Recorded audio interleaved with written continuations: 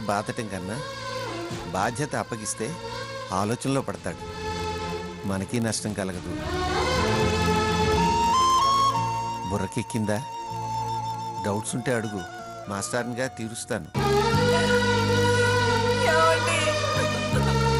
చూడబోతే నువ్వే రేఖా మేడం ని ఎస్కేప్ చేసే ప్లాన్ లో ఉన్నావే. బాగా చెప్పు శ్రీరామ్. అర్థం పర్థం లేకుండా మాట్లాడుకో. ఏంటి అర్థం లేకుండా మాట్లాడేది? నమస్కారం అమ్మా. లాయర్ గారు వచ్చారేటి? నమస్కారం జడ్జి గారు. నమస్కారం. నమస్కారం.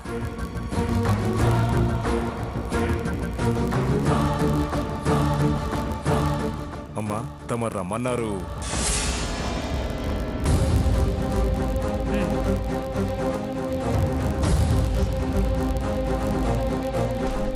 తమరు ఎందుకో అర్జెంటుగా రమ్మన్నారు.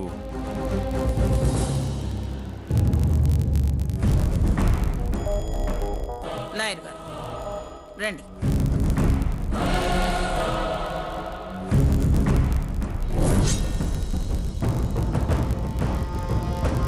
నానా, లాయర్ గారు ఎందుకు వచ్చినట్టు?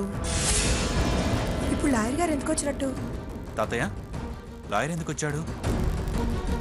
ఏమోనా, నాకు తెలియదు. కూర్చోండి.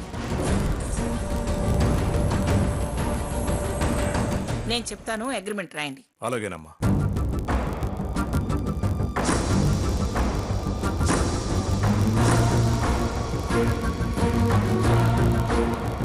చెప్పండమ్మా.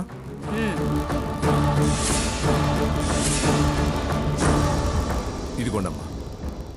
వస్తానమ్మా. మంచిది. వెళ్ళొస్తాను సార్.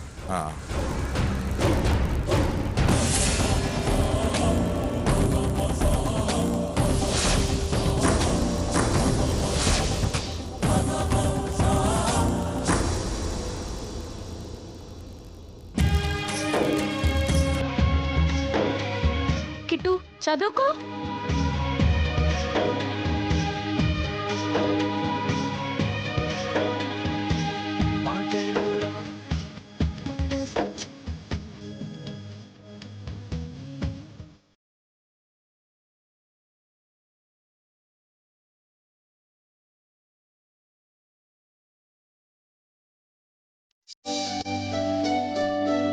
అమ్మా శకుంతల, బావగారు ఇదిగో. నాన్న ఈ లెక్క చెప్పవా? ఓ 2 నిమిషాలు వస్తాను. స్వర్ణ, అమ్మా అవి తరగడం అయిపోయినాయా? అక్క, బియ్యం ఎన్ని పోయమంటావు? అది కూడా చెప్పాలా శకుంతల? మన ఇంట్లో ఎంతమంది ఉన్నారో, వచ్చిన వాళ్ళు ఎంతమంది ఉన్నారో చూసి నువ్వే వండేసాయి. సరే పిన్ని గారు, నేను ఇప్పుడే వస్తాను. సావిత్రక్క, బియ్యం లేవు. ఓ సావిత్రక్క. అబ్బో, చుట్టాలు చాలా మంది వచ్చారు. పెళ్లి పనులు జోరుగానే సాగుతున్నాయి. ఇల్లంతా కళకళలాడిపోతుంది. ఏంలే శకుంతల, మీ అన్నయ్య వేడివేడిగా బజ్జీలు వేసి పెట్టమన్నారు. అక్కుంటే శనగపిండి ఇస్తుందేమోనని. సరే, నేను వెళ్ళి తీసుకొస్తాను. మంచిది.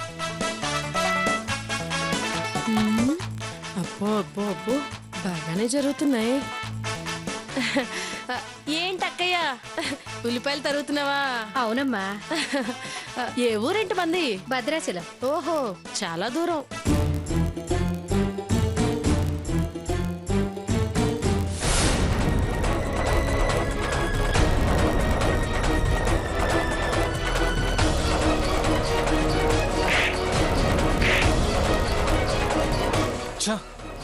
అసహ్యం వేస్తోంది.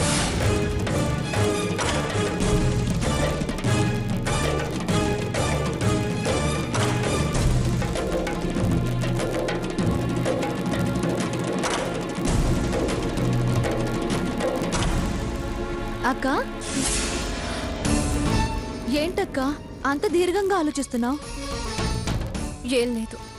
ఏం లేకపోతే అంత పరధ్యానంగా ఎందుకుంటావు? అంతలా ఎందుకు ఉలిక్కి పడతావు?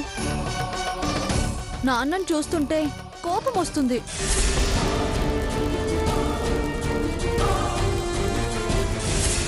ఏయ్, ఏంట మాటలు?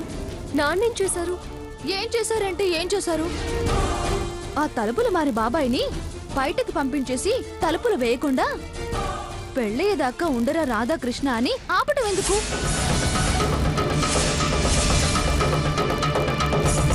నాన్నంత ఆలోచన లేకేం ఆపుండరు. ఆలోచన లేదు ఏం లేదు. తమ్ముడు మీద ప్రేమమ్మా ప్రేమ.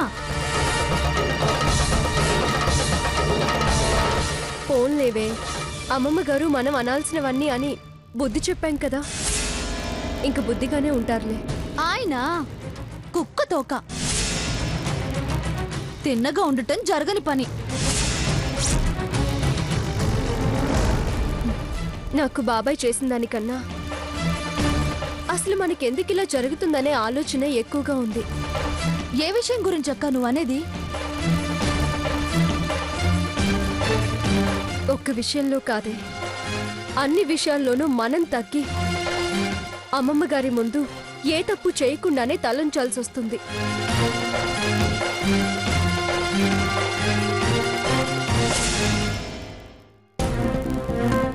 అన్నిటికీ సరేలే అని సర్దుకుంటే ఇప్పుడు సాకేత్ కొత్తగా ఆలోచించి మరో సమస్యలోకి నెట్టాడు.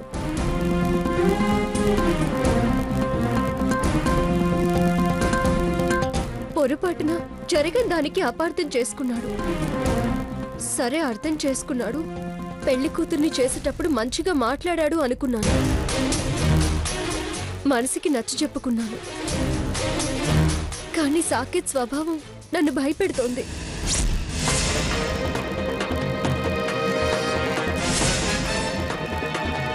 నిజమే అక్క. ప్రతి దానికి అంత స్పీడ్గా అలా రియాక్ట్ అవ్వడం నాకు నచ్చలేదు.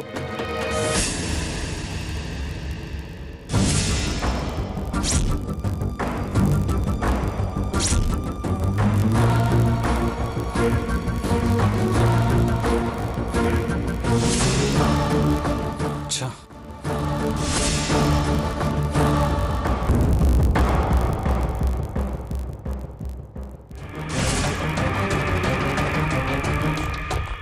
నాకెందుకు ఫోన్ చేసావు? అర్జెంటుగా కేకే హాస్పిటల్కి వచ్చేయండి. సీత,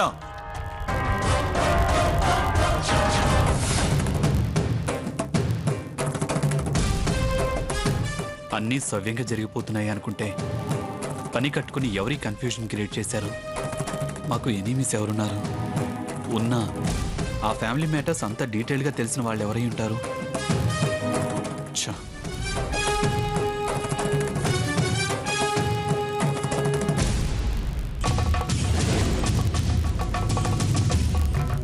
ఛా, బుర్ర పగిలిపోతుంది.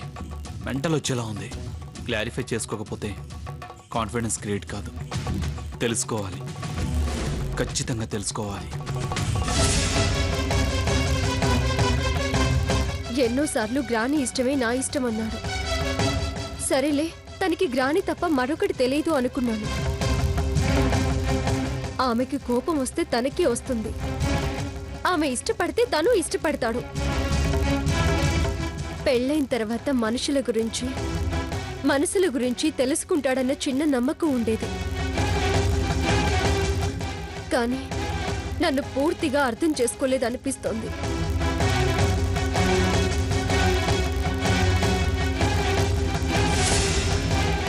అయినా ఇలా అవతలి వాళ్ళని అవమానించడం మంచిది కాదు. నమ్మకాలు పోవచ్చు,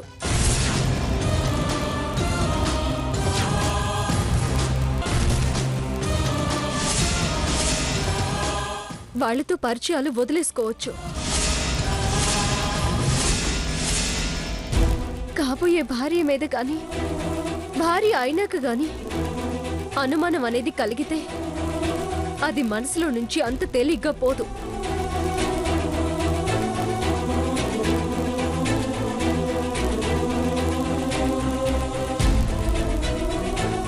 ఒక మగవాడనే కాదు, ఆడ మగ ఇద్దరిలోనూ అనుమానం అనేది మొదలైతే ఇక వాళ్ళ లైఫ్లో సుఖ సంతోషాలు దూరం అవుతాయి.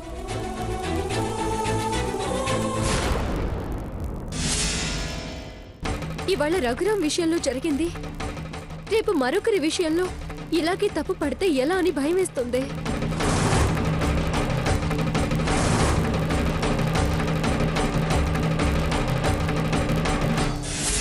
పెళ్లి కాకపోవచ్చు కానీ చాలా విషయాల్లో క్లోజ్గా ఉన్నాము. తన వర్క్లో హెల్ప్గా కూడా ఉన్నాను. రాత్రి పగలు అని తేడా లేకుండా తనతో కలిసి పనిచేశాను. రేపెట్టిపోయి ఎటొస్తుందో అన్న ఆలోచన కూడా ఎప్పుడూ రాలేదు.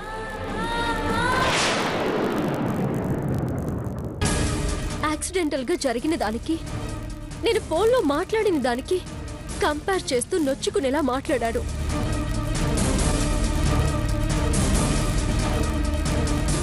తను నన్ను చెంప మీద కొట్టాడని కూడా నేను ఫీల్ అవ్వడం లేదు. అది నా మనసు మీద పట్టే దెబ్బలా అనిపించింది.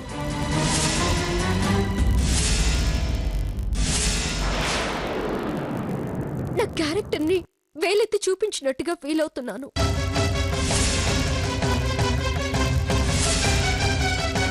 ఇలా అయిన దానికి కాందానికి డౌట్ పడి నన్ను అవమానిస్తే ఫ్యూచర్ పీస్ఫుల్ గా ఎలా సాగుతుంది? అదే నిజమే అక్క. ఏ జబ్బైనా నయం చేయొచ్చు గాని అనుమానపు జబ్బుని నయం చేయలేమంటారు.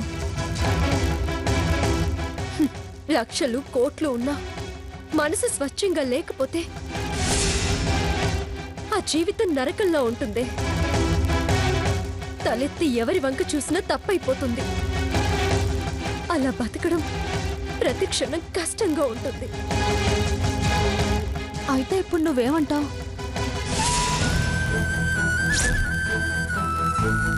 నేను అండం అనకపోవడం కాదే, అసలు సాకేత్ ఎందుకంత తప్పుగా ఆలోచించగలిగాడన్న బాధ అంతే. బావెప్పుడు అంతే అక్క. పోనీ ఒకసారి బావని కలిసి అంతా క్లియర్గా అర్థమయ్యేలా మాట్లాడతావా?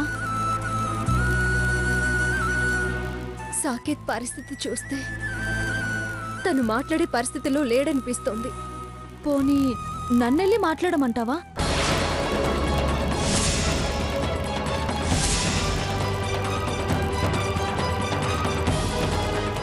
ఏంటే బుద్ధి లేని సలహా ఇస్తున్నావు? నువ్వు వెళ్ళి మాట్లాడు, లేదా నేను వెళ్ళి మాట్లాడతానంటున్నా? పని పాట లేకుండా దాని బుర్ర చెడగొడుతున్నావు.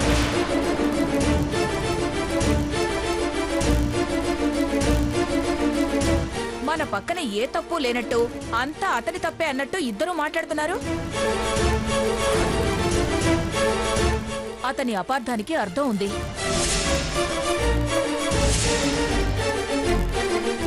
ఆ తర్వాత జరిగిన ప్రతి విషయంలోనూ మనదే తప్పుంది.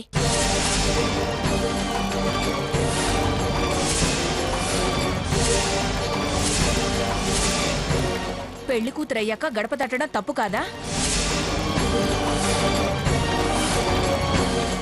అఖండ దీపం అంటూ ఈ అమ్మకైనా చెప్పకుండా వెళ్ళడం తప్పు కాదా?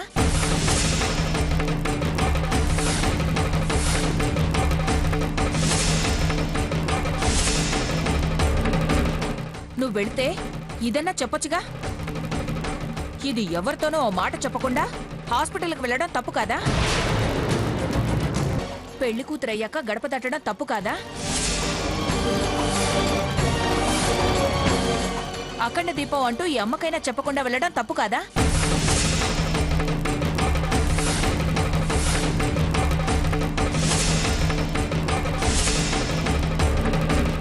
నువ్వు వెళితే ఇదన్నా చెప్పొచ్చుగా. ఇది ఎవరితోనో ఓ మాట చెప్పకుండా హాస్పిటల్కి వెళ్ళడం తప్పు కాదా?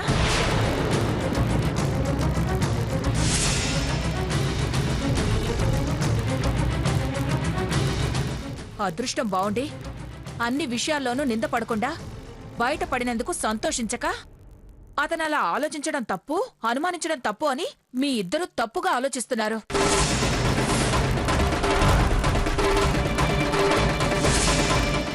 అమ్మా, మేము జనరల్ గా మాట్లాడుకుంటున్నాము. పెళ్లి కూతురు అయ్యాక ఈ విషయంలో నువ్వు ఎలా మాట్లాడినా తప్పే.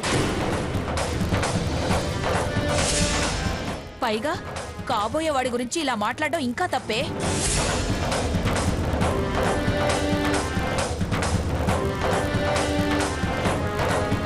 అసలు అతని మనసులో మీరు అనుకునే ఆలోచన ఉందో లేదో కానీ ఉందని అతన్ని ఆ దృష్టితో చూస్తే అయిందానికి కాందానికి అదే భావనతో అంటున్నాడు అనిపిస్తుంది.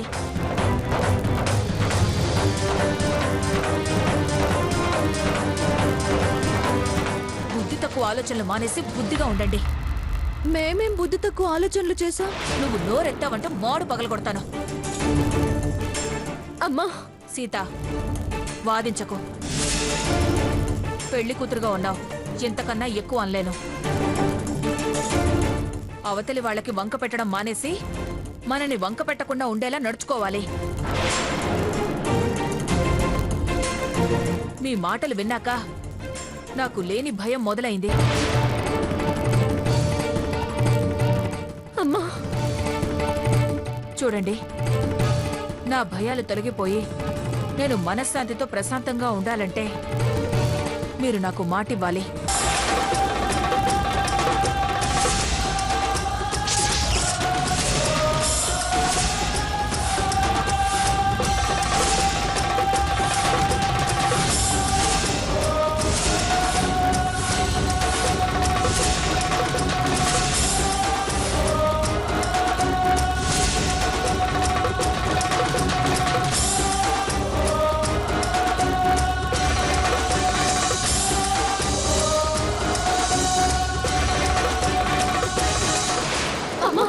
అవును, ఎవరి గురించి తప్పుగా ఆలోచించాం, అసలు మనసులో ఎలాంటి తప్పుడు ఆలోచనలో రానివ్వం, ఎవరిని ఏ విషయంలో విమర్శించమని వెళ్ళి ఆ తులసికోట దగ్గర దీపం వెలిగించి ప్రదక్షిణాలు చేసి మరీ ఆ దీపం మీద ప్రమాణం చేయాలి.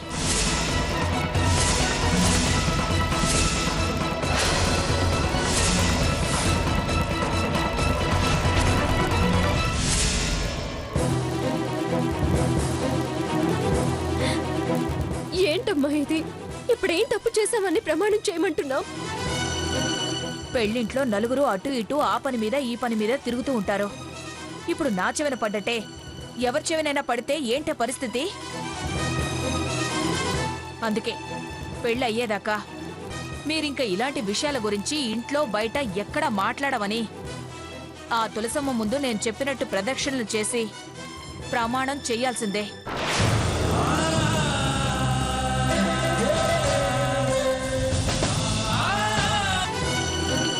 పెళ్లింట్లో నలుగురు అటు ఇటు ఆ పని మీద ఈ పని మీద తిరుగుతూ ఉంటారు. ఇప్పుడు నా చెవిన పడ్డట్టే ఎవరి చెవినైనా పడితే ఏంటే పరిస్థితి? అందుకే పెళ్ళి అయ్యేదాకా మీరింక ఇలాంటి విషయాల గురించి ఇంట్లో బయట ఎక్కడా మాట్లాడవని ఆ తులసమ్మ ముందు నేను చెప్పినట్టు ప్రదక్షిణలు చేసి ప్రమాణం చెయ్యాల్సిందే.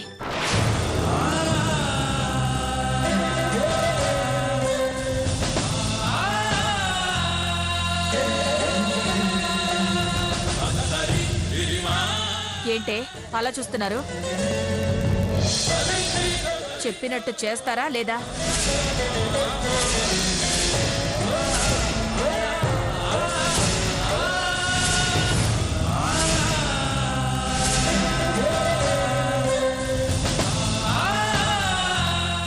అక్క, వంట అయింది, రా త్వరగా. వస్తున్నాను శకుంతల. ఏంటే చేస్తారా లేదా? సరే, తొందరగా రండి.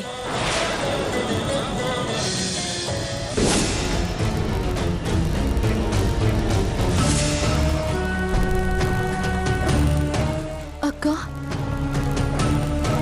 పదక్క.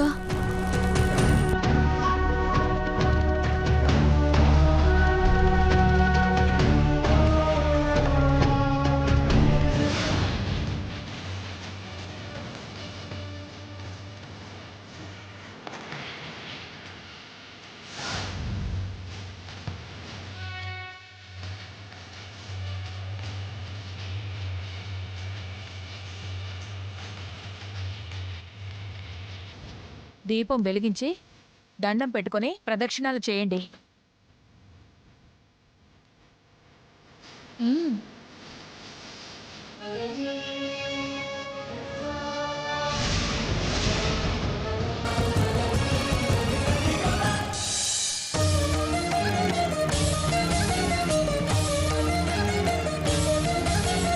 ఇందాక నేను చెప్పినట్టు మనసులో అనుకుని దీపానికి నమస్కారం చేయండి. ఏ ఆటంకం లేకుండా శుభకార్యం చక్కగా జరిగేలా చూడు తండ్రి అని మొక్కుకోండి.